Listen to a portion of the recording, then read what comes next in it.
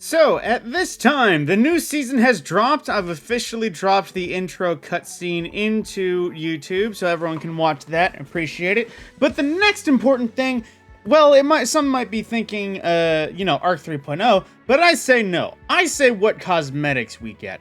So, actually looking at Eververse, I will already say I took a brief look, and I am already mighty impressed with what Bungie has released in the cosmetics store this time around.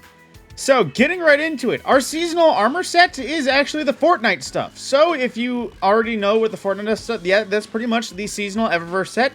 In case of the Titan, it's that Black Knight from ages ago. For Warlocks, it is, the cat ear Japanese wearing thing. And then for the Hunters, they're just a black and orange armored sword. And I don't play Fortnite, so I don't know any of the things in there.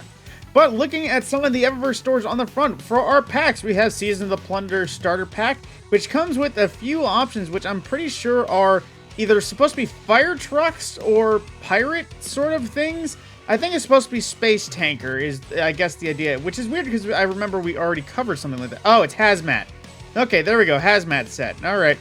And then next we have a new Guardian pack, which gives us some stuff from early Year 1 stuff, and of course the floss, which includes the Predator Sun Shell from the Solstice of Year 1, the Hullborn Splint from Warmind of Year 1, as well as Eon Drive also from Warmind.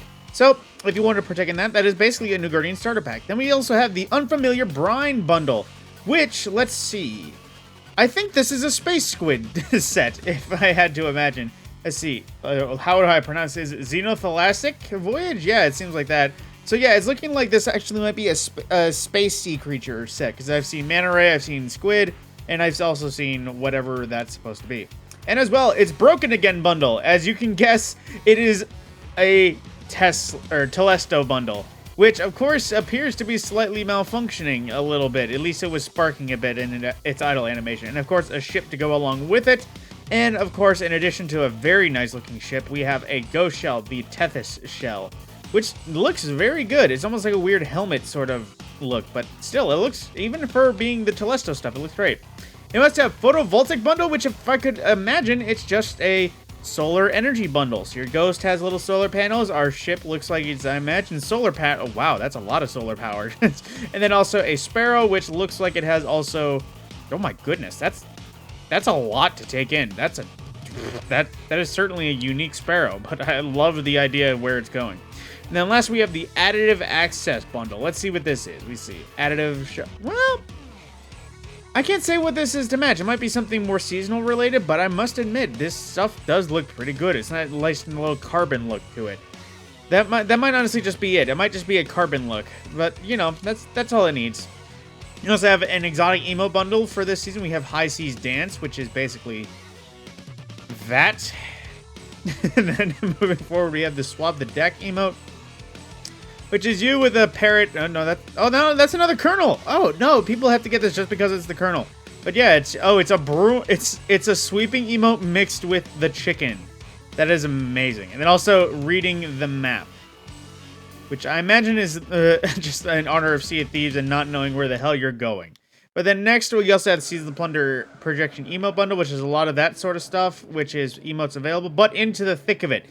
First off, for Titans, I know, actually, you know what? I'm going to leave that for last, the Titan-specific one. I'm sure you've already seen, but we've seen Theoretical Endothermics, which is a Cold Heart ornament, and I will just say, this looks amazing.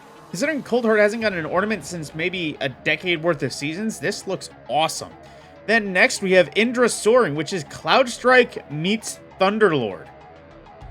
I did not expect that at all. And the ammo rounds look so amazing because it just looks like little rocks, even if they are lightning rocks. And it just looks pretty good. Must admit, though, I do like a lot of Thunderlord's prior looks, though.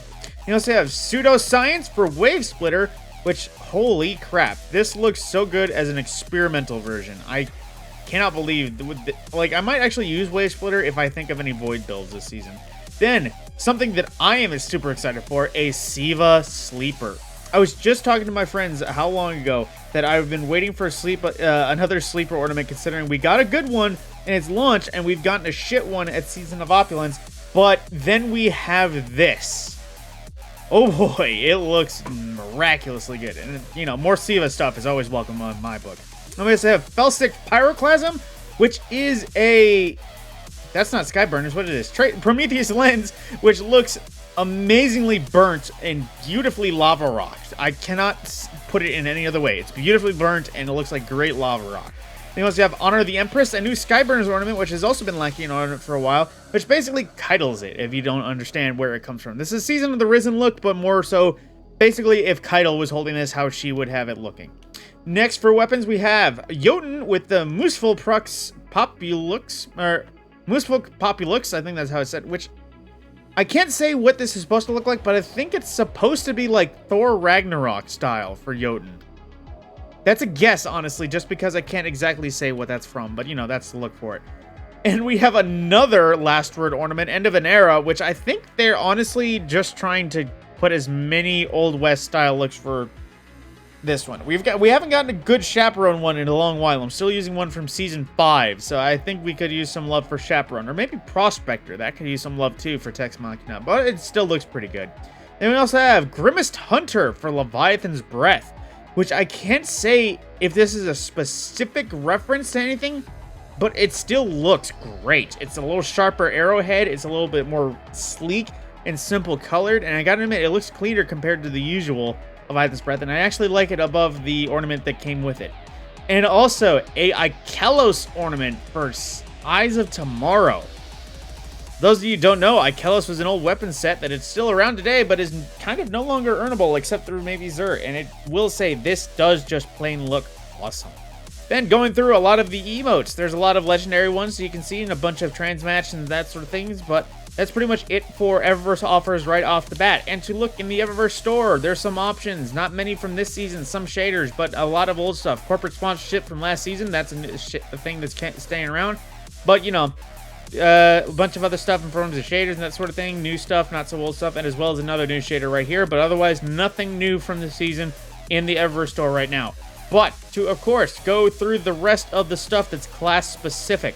So, starting off with a finisher, we have Charge Strike, which is basically the Mega Punch finisher in the form of, or the Mega Punch in the form of a finisher, if you want to take another look at it, and a pow.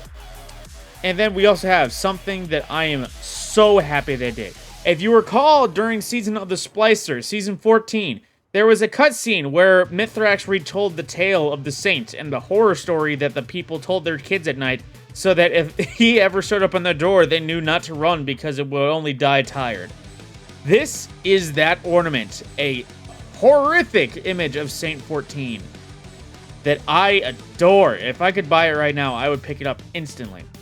That looks amazing. And then another one that I'm not understanding why, more Titan's Ramparts, which I'm pretty sure is on ornament number 4, even though I'm pretty sure everyone hates it aside from the people who use it. Which I can't say if this looks good or not, because it looks stained glass, but it also looks brass, and it also looks like it might be a couch. It's hard to say. I mean, it's amazing looking if you're just looking at armor, but trying to match it with something is going to be hard. And then lastly, for our new set of exotic matching plates, we have Doomfang Plate to match with Doomfang Pauldrons. And obviously, I don't have them equipped. I haven't bought it yet, so I can't say what the class specific event is, so I can't exactly say what's happening with that. But as everything for Titans, and if you'll give me a moment, I will show you what's available for the other two classes in terms of class-specific stuff.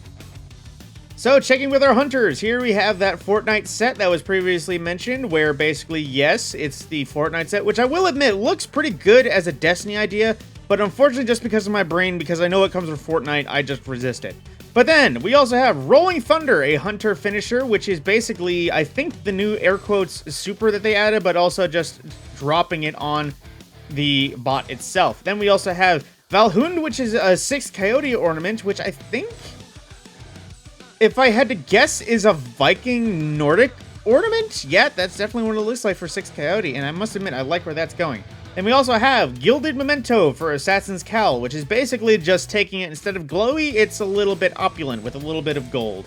In addition to that, we also have the Vest of Orpheus, which is to pair with the Orpheus Riggs exotic legwear, which I must say, I am interested to see how all of these are pairing up, but next to the Hunter as well before it kicks us into the seasonal mission, because I haven't done it on my other characters. And I just said to the Hunter, it's to the Warlock. And so lastly, with the Warlock, we have pretty much the look of Fortnite, which it's gold, it's glowy, it's got Asian stuff, it's got cat ears, so that's all you need to know if you're a weeb or just like Fortnite that much. But moving on, of course, into the good stuff. Conductive Channel, which is another lightning blast finisher, perfect for Arc 3.0 as well. Moving on, of course, we also have the Robes of Nezarec, which I am super excited to see how this turns out, because this looks amazing to pair with the Nezarec Sin exotic helmet. And I cannot wait until to see how they interact, even if it's just a Void, if there's any good way to go at it. Speaking of Void, we have Grasp of the Void for Controverse Hold, which, holy crap. I didn't get a good look at this before. This looks so amazing. Like, it looks like a Void, yeah, that's exactly what it is. It's Void hands grasping at you. That is amazing looking. And also, new for this season, to combine with Chaos Reach, alternate conduction for Geomags, which it looks a little more simple in its design, but a little more sparky, so it's not so glowy if it at all have to put you somewhere. But that is everything new in Eververse available. For those of you that are so curious when it'll be around, of course, I'll have a weekly video covering what is available for Bright Dust. Otherwise, you'll just have to spend some money and pay for it with silver on your own. With that, my name is Matt Scorpion, and I'll see you in the next video.